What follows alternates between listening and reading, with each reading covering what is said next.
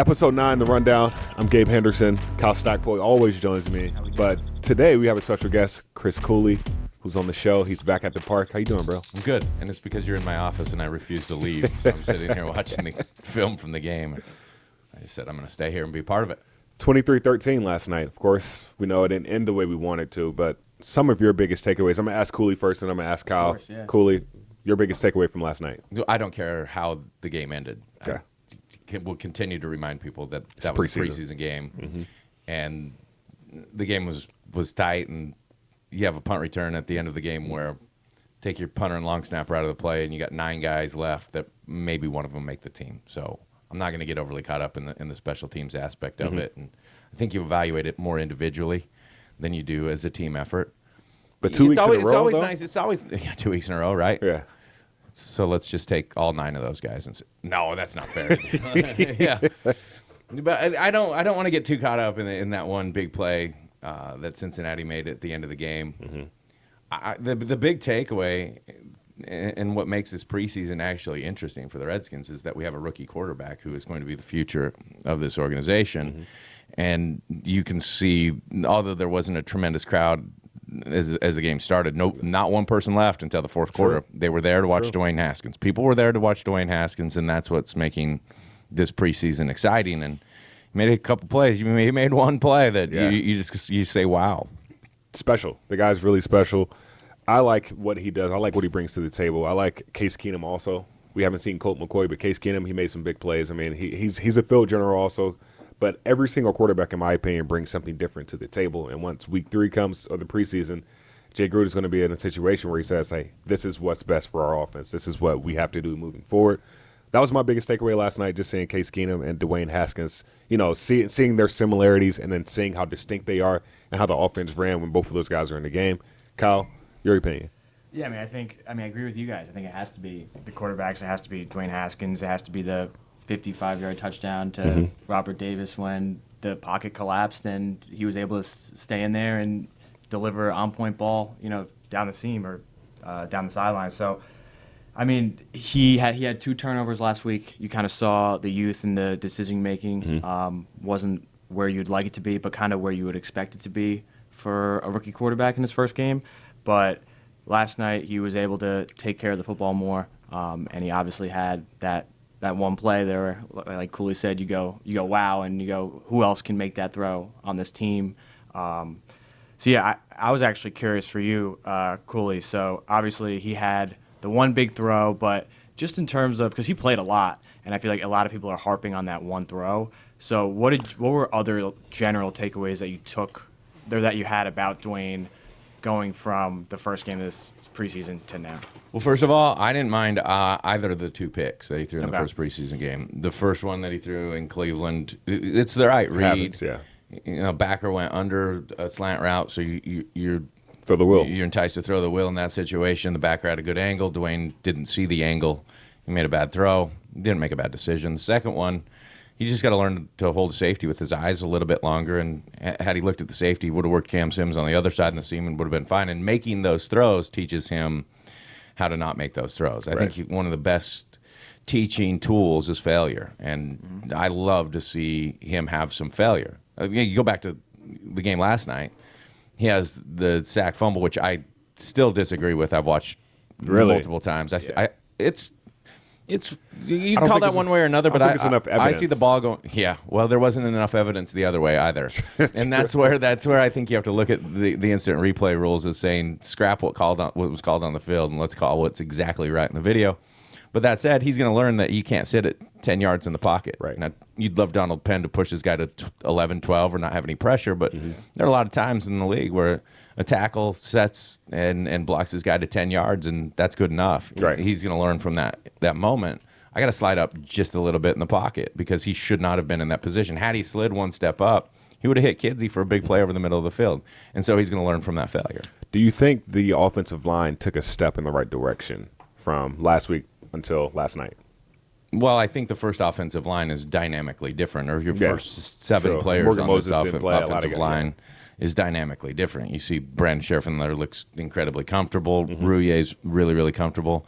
I was actually more impressed with Flowers than I expected to be. Okay. And then I think it's really interesting what's going on with Jaron Christian right now and Donald Penn. I think Jaron Christian's got an opportunity to start right now. Agreed. And he's got a long way to go. A lot like Dwayne Haskins. He's going to learn through some of his failures and some of his problems, and they're giving him that growing room. Yeah. But he's got the athletics to play the position. He can get it done. He can get it done. Well, you're learning if he can get it done, and that is one thing you're scared about with any quarterback, but especially a rookie quarterback, is that blindside spot. For a leader, you were a leader when you played back in the day. Captain Chaos, you were a leader on the team, so you've dealt with some, not I wouldn't say tension, but you've dealt with some, building blocks, where a team was building, learning to grow. As a leader on the team, what do you do in that situation? I always believed that we were better than we were. And I think that's that blind vision, that blind faith in your team, your group, really transcends throughout the locker room. Yeah. They think they're pretty good. You just do. It's natural. And that's why you hear all the time, we could be a top 5 defense. We could be a top 10 defense. And you think as a fan, just stop talking. And But they really believe those things. And I really believe those things as well.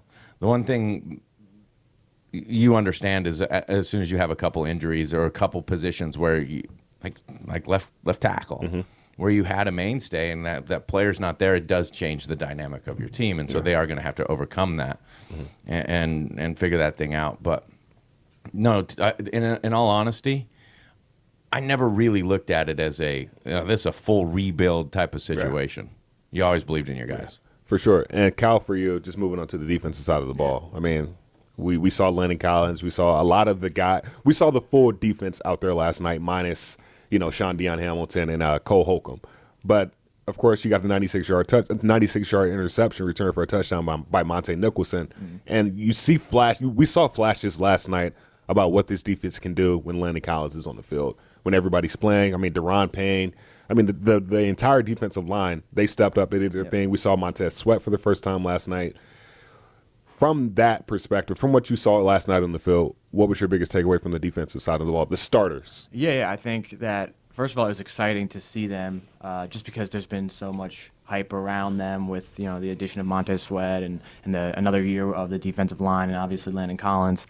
And you saw them for 3 series, and the first series they came out and it was almost as if they were too amped up. And Jonathan Allen had a penalty, Josh Norman had a penalty, and all of a sudden Cincinnati's in the red zone when they really didn't have that much offensive success.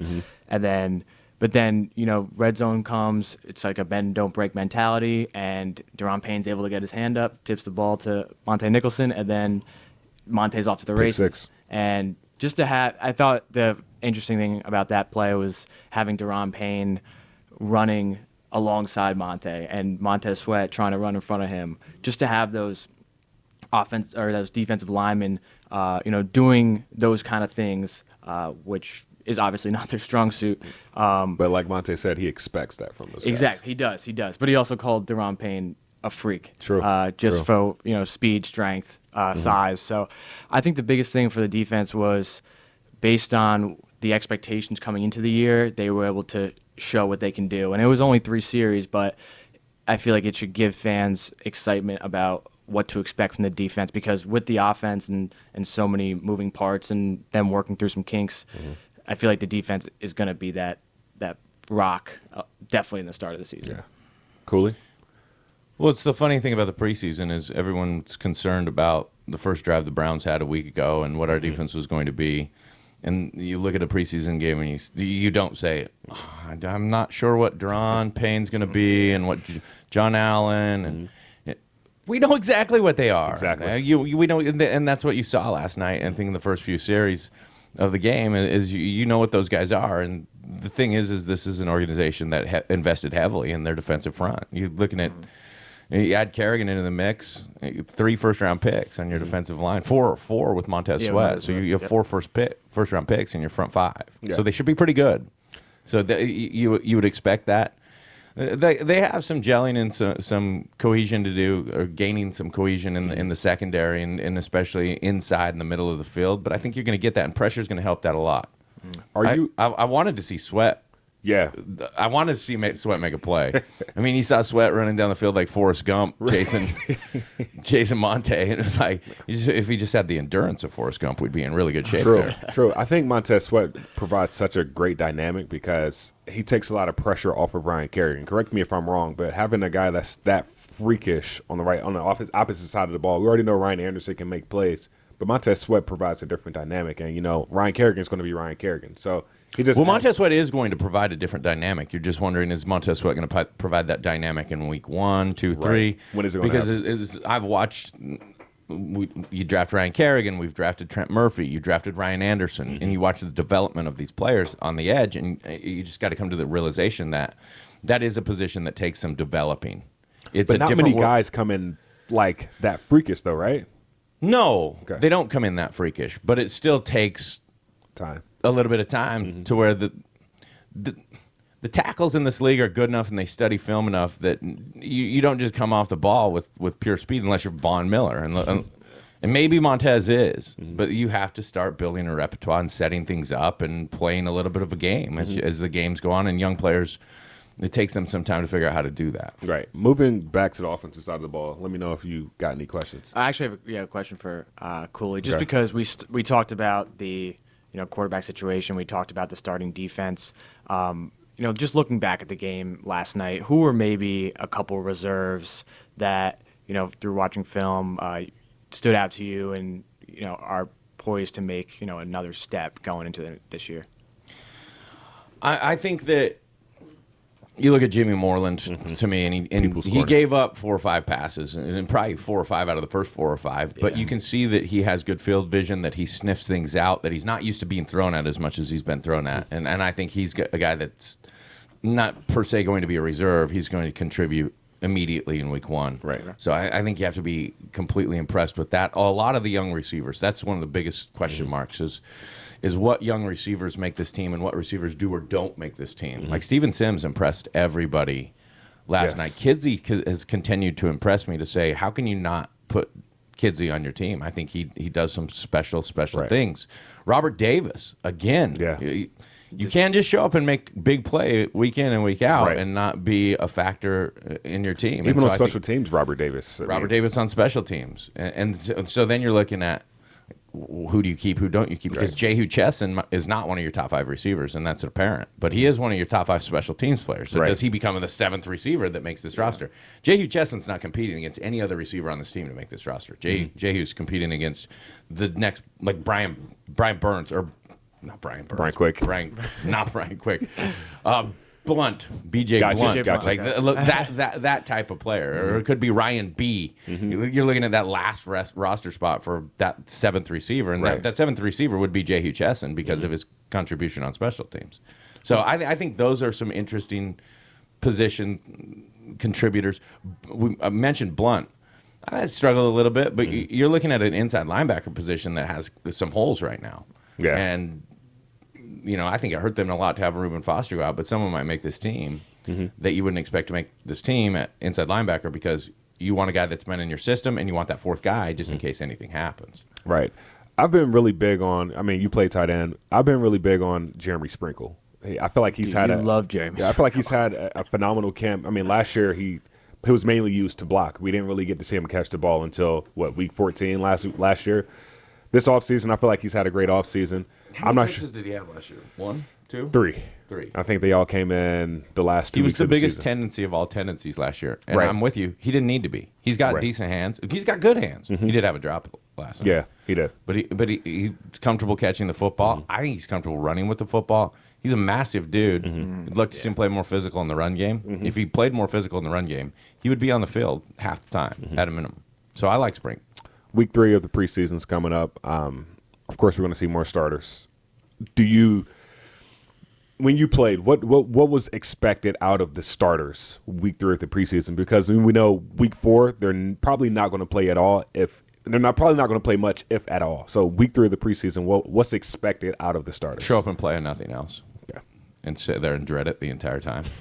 At least the starters that are in a position where there's no one to supplant them from that like a position. Landon Collins. Like Landon Collins. Like probably 15 guys on this team right now. Just show up and play, and really, you call it a dress rehearsal. It's not a 100% dress rehearsal because while you'll game plan, they're gonna game plan with their preseason package or their generic.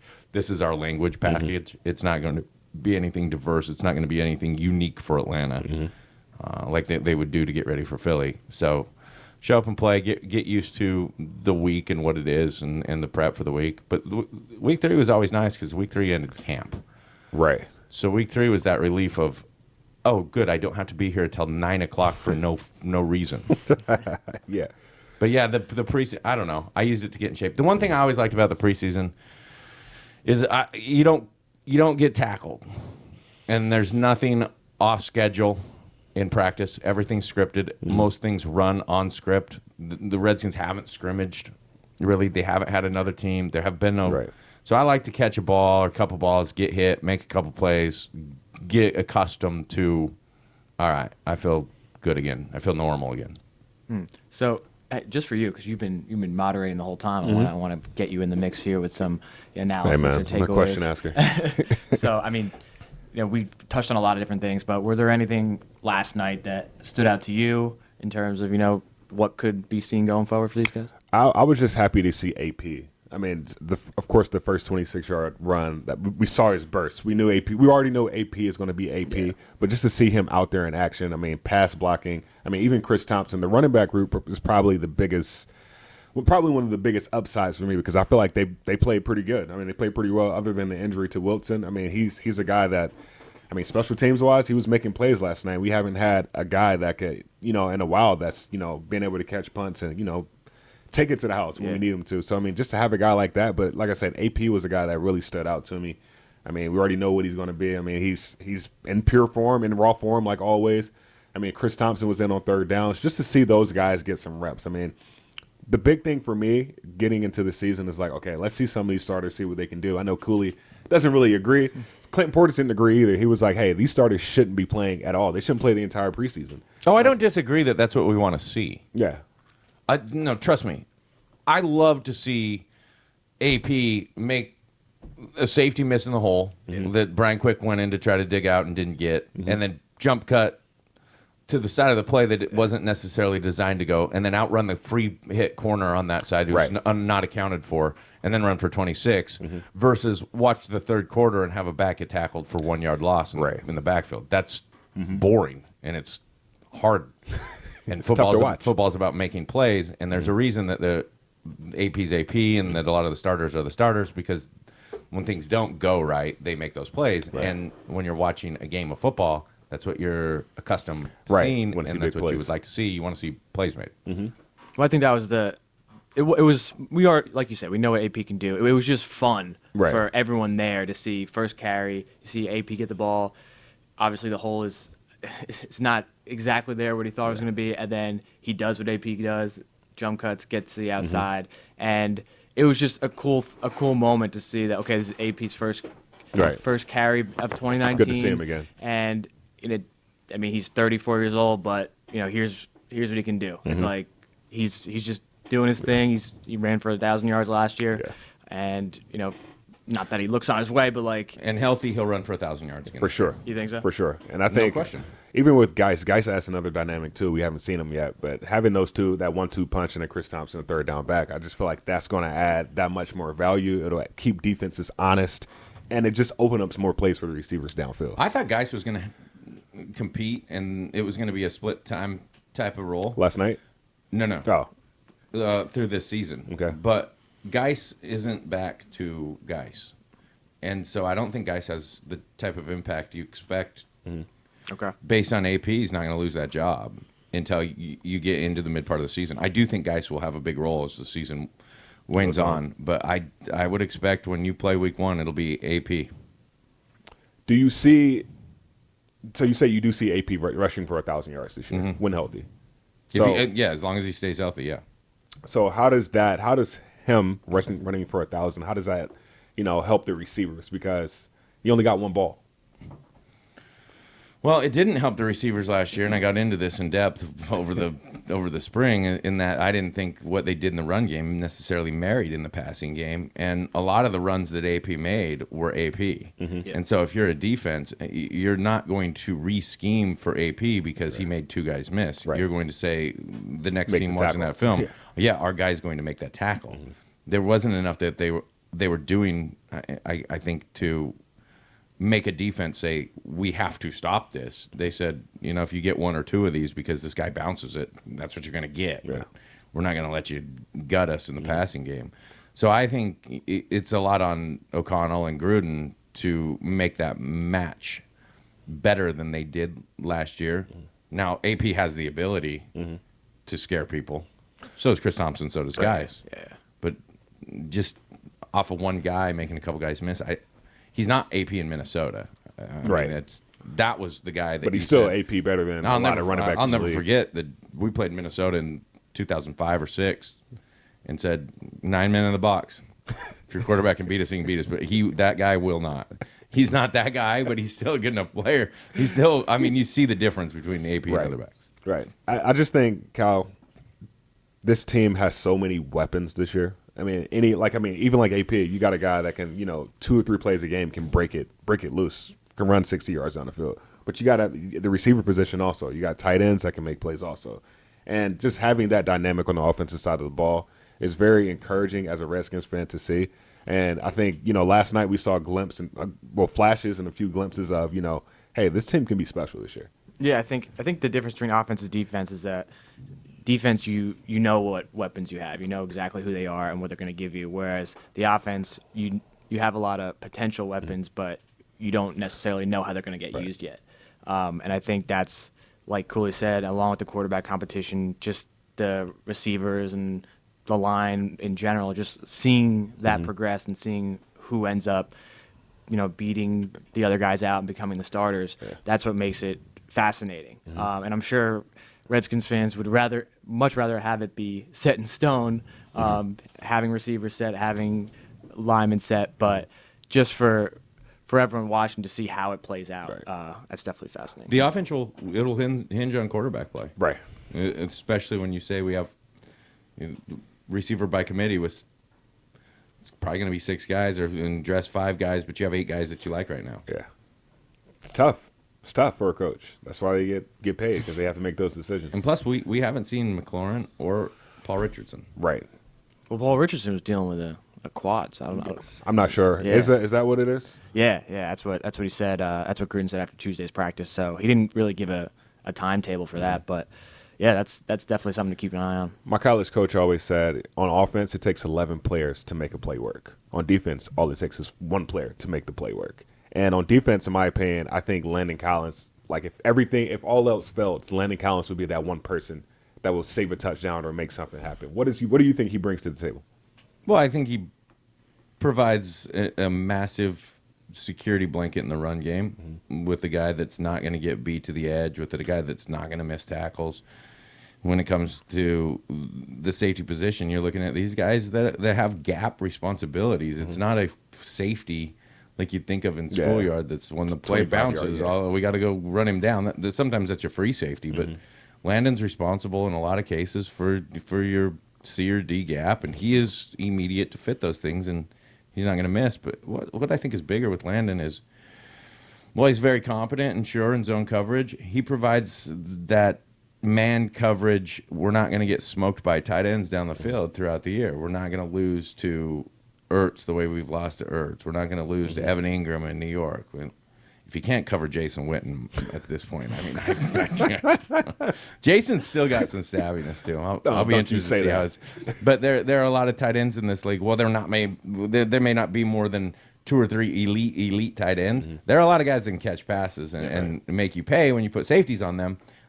Landon's a guy that you feel comfortable with, and I think as Redskins fans and in this organization, you've been searching hard for that guy for a long time.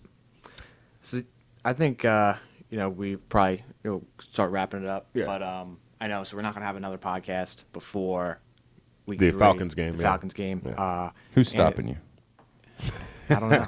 You are. Maybe we will. But Chances are. So just that being said, Cooley, I wanted to know your thoughts or just what I know you're still dissecting this game, but kind of what you're hoping to see in week 3, knowing that this is where the starter's going to get most of their play, and just what are some things that fans can look out for. I want to see the same thing on defense, and I want to see Dwayne work with the first group. It's probably not going to happen, but I'd like to see Dwayne work with Richardson, Jordan Reed, Terry McLaurin. He's going to be fine with Terry McLaurin. I mean, obviously they've spent some time together. Yeah. But Trey Quinn, I'd like to see it. Mm-hmm. If Dwayne's going to be your guy this season, you're going to hurt him to play with the ones in the preseason game. Mm-hmm. Perfect. That's what I would like to see. And I would like to see that offense operate a little bit. And I'd also like to see the running game tie a little bit better. Not tie, but just operate a little better. The running game has struggled through 2 weeks. Yeah. It really has. Yeah, if you look at the you yards per carry you take that 26-yard carry away from AP, or What take else do AP we- out of the game and say which by the way was not blocked well. Mm-hmm. We were rushing for like 1.2 yards per carry. Yeah. Wow. And it was the same against the Browns too. Yeah. It was not good. Yep. Yeah. You can't. The thing that killed this Redskins offense last year was the multitude of 2nd and 8+ plays. Mm-hmm. Second, and Jay mentioned it at his presser last night. He said it's not fair to put these quarterbacks in situations where they're in 3rd and 10, 3rd and 15, 3rd and whatever plus. Mm-hmm. So if you don't want to do that, you either don't run it on 1st down or don't run it on 2nd and whatever, 2nd and longer, and go solely to some kind of a pass game in those situations, or you fix it and figure it out. And that was that to me was the number one problem for this offense last year was 2nd and 8+. Because 2nd and 6 isn't everything down. 2nd and 8 isn't. Right. And there's a big difference. Like we talked about the AP long run. Yeah. AP had another run up the middle on that same drive where he got 3 yards. It was 2nd and 7. Yeah. That play was blocked for 0. He put his head down. He got 3 yards. Push He forward. got the tough, nasty yards. It's not a glamorous play. It's not a high gaining play. But 2nd and 7's Way better than 2nd and 10, 2nd and 11. I mean, Yeah. Gabe's been a part of it and been a part of game planning, and you know what you're looking for. And it all comes down to down and distance and tendency based on down and distance. And I can tell you that the team's tendency at 2nd and 9 is a lot easier to prepare for. Oh, yeah. Well, that's all I got for you guys. Kyle, you got anything else? Cooley, you got anything? I'm good. Cooley, you want to give? I know you're shooting your podcast. You want to give a little preview of what's on tap? You're back now. I watched all of Dwayne, so we're going to go through Dwayne Haskins. You guys did not do this, which I appreciate. I'm going to go through all the penalties. I thought the game was unbelievable in terms of the way it was called. OPIs, yeah, it was rough. So I've watched almost all the penalties here, so we're going to go through all the penalties as well. And kind of thoughts on the quarterback situation as it stands today and where I would like to take it. Cool. Perfect. Appreciate you, Cooley. It's always a pleasure having you. You guys on, are man. great. Yeah, try to be like you. Did man. you? I loved you on. Gabe made the jumbotron. Oh yeah, the double catch. Was that last night? Hail It Mary was last catch. night. It was the Hail Mary catch, right? Wasn't it HBO thing? Yeah, it was the HBO show. Neither of us can think of the name of right now. But apparently we had a better clip, and they Yeah, didn't they cut run it out at the they end. Didn't, they didn't run a better clip. So. Yeah, we'll get better. Still, Shame on we're that. practicing too, man. Not the players aren't the only people practicing. Gabe goes out. The whole spoof was, let's see if one of these two fans can catch At first, I was like, this "Man." Hail Mary. So we get Silverstein and Sales and Gabe out there. Silverstein's got to take his suit off and put on Yeah, a shirt. they're putting on a shirt like and a this, hat. You're like this former football player versus salesman. Who's going to catch this ball? Hey, Silverstein says, "Well, I played soccer." yeah, Like, that's the real football. That's the real football. Yeah, that's I gonna guess, help man. you out. Good luck. You might as well try to hit it. Yeah, Well, he just blatantly yeah. dropped it. He just overran the ball, and it just fell into my hands. Great throw. No warming up. You didn't have to warm your shirt up or anything. 50-yard throw. Caught it. It was good content. That's all that matters, right? Play college football. You better catch it. That was a while ago. But yeah, that's all I got for you guys, Kyle. For Kyle Stackpole, Chris Cooley, I'm Gabe Henderson. This is The Rundown.